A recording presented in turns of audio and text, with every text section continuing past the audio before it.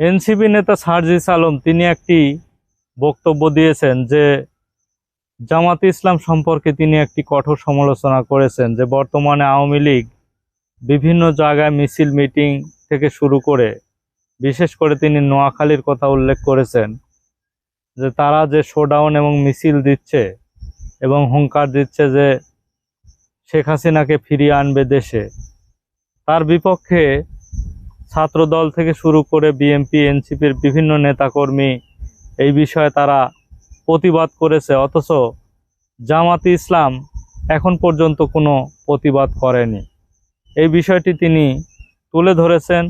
তিনি বলেছেন যদিও তারা জামাতে ইসলামের সঙ্গে একটি জোট সঙ্গী হিসেবে আছে, কিন্তু শেখ হাসিনা বা তার আওয়ামী লীগকে প্রতিহত করার জন্য প্রত্যেকটি রাজনৈতিক দল যে ঐক্যবদ্ধ ছিল এবং ঐক্যবদ্ধ আছে, কিন্তু বর্তমানে তারা যে মিছিল মিটিং করছে এ বিষয়ে জামাতে ইসলাম কিন্তু নীরব ভূমিকা পালন করছে।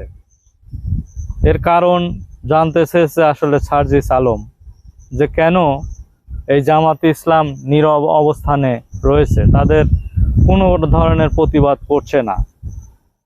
এর আসলে কারণ কি?